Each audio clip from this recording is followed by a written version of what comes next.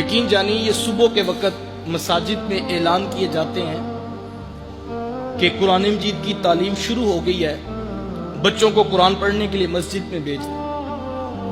تین مرتبہ اعلان کیے جا رہے ہوتے ہیں تو اس وقت دل خون کے آنسو ہوتا ہے کہ یہ وقت بھی امت پہ اب آنا تھا۔ کیا قرآن اتنا ہی ہلکا رہ گیا تھا کہ اس کے لیے منت اور ترلے کیے جا رہے ہیں؟ یار کبھی کسی پرائیویٹ سکول والوں نے بھی آ کر یوں اعلان کیا رات کو کہ صبح بچوں کو سکول ٹائم سے بھیجیے گا؟ کیا قرآن اتنا ہلکا رہ گیا تھا کہ جس کے لیے تین بار اعلان کر کے جو ہے وہ منت کی جا رہی ہے، اور پھر مائیں بچوں کو تھپڑ مارتی ہیں اور کہتی جا کے قرآن پڑھے۔ بچے کی آنکھوں میں آنسو ہوتے ہیں، میلے کچیلے کپڑے اس نے پہنے ہوتے ہیں، اور بعض اوقات رات کپڑوں میں پیشاب کیا ہوتا ہے اور وہ انہی ناپاک کپڑوں میں مسجد کی طرف آ رہا ہوتا ہے، اور ہاتھ میں اس کتاب کا پارا ہوتا ہے جس کے بارے حکم ہے لا یمسہ الا المطہرون، اس کو بے وضوئی کی حالت میں چھو بھی نہیں سکتے، اور پھر جو مساجد کے اندر کی حالت ہے وہ بھی ناگفتہ بے ہے۔ ایک قاری صاحب ہیں، 60 بچے ان کے سامنے بیٹھے، آدھا گھنٹہ کلاس کا ٹائم ہے، کوئی صاحب فہم مجھے بھی یہ بات سمجھا دے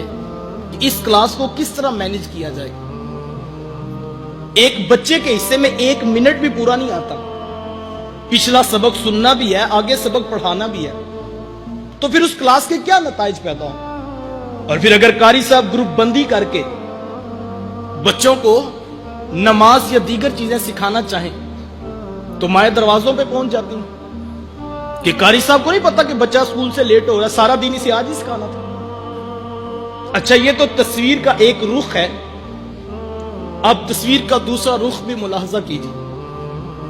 وہی بچہ جب گھر واپس پلٹتا ہے، ماں جلدی سے اسے پکڑ کر نہلاتی ہے، رات سے یونیفارم پریس کیا تھا کہ کہیں واپڈا والے لائٹ نہ بند کر دیں اور بچہ صبح اسکول جانے میں لیٹ نہ ہو، اسے پریس یونیفارم پہناتی ہے، اس کی آنکھوں میں سرما، اس کے بالوں میں تیل لگاتی ہے، ٹائی اس کو اسکول کے یونیفارم کی دی جاتی ہے، بیچ اس کو اسکول کے یونیفارم کا لگایا جاتا ہے،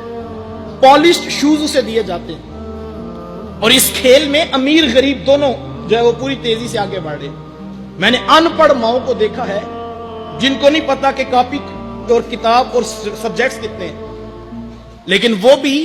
انگلیوں پہ انہوں نے کتابوں کی تعداد اور کاپیوں کی تعداد گنی ہے، وہ رات کو پوری کر کے سوتی ہے، ربڑ شارپنر خود اس کے بیگ میں رکھتی ہے، صبح اٹھ کے لنچ باکس اس کے بیگ میں رکھا جاتا ہے، واٹر کین اس کی بغل پہ لٹکائی جاتی ہے،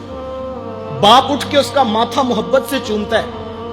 10 روپے خرچی اس کی جیب میں ڈالتا ہے، اس کو اٹھا کر بائک پر بٹھا کر محبت بھرے لہجے میں باتیں کرتا ہوا اسکول چھوڑ کر بھی آتا ہے، اسکول سے لے کر بھی آتا ہے۔ میں یہ نہیں کہتا بچوں کو اسکول نہ بھیجو، لیکن ایک سوال میں آپ کے ضمیر پہ چھوڑنا چاہوں گا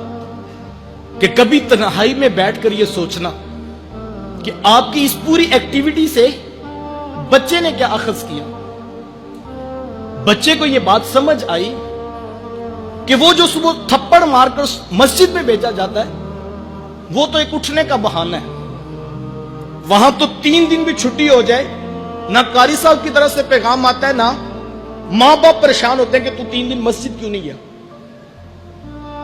اور یہ اصل کام ہے جس کے اوپر پورے خاندان کی توجہ لگی۔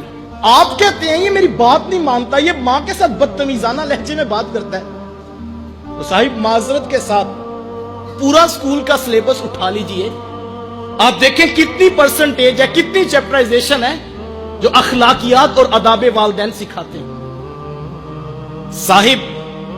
پوری کیمسٹری کھنگال مارو، کیمسٹری نہیں بتاتی کہ ماں کی سستی کا نام ہے۔ فزکس کے سارے اصول ایک پلڑے میں ڈال لو، فزکس کا کوئی اصول نہیں بتاتا کہ باپ کی سستی کا نام ہے۔ یہ سبق فزکس، کیمسٹری اور بایو نے نہیں پڑھانا تھا، یہ سبق یا تو رب کے قرآن نے پڑھانا تھا یا محمد کی میٹھی بولی نے سنانا تھا، لیکن ہم نے نہ بچوں کو قرآن پڑھایا نہ بچوں کو حدیث پڑھائی، اور نتیجہ وہ مانگ رہے جو قرآن اور حدیث سے پیدا ہونا تھا۔ وہ کیا کسی نے کہا تھا کہ تم نے خود ہی تو زمین میں انسانوں کے سر بوئے ہیں، تم نے خود ہی تو زمین میں انسانوں کے سر بوئے ہیں، اب فصل خود اگلتی ہے تو شکوہ کیسا؟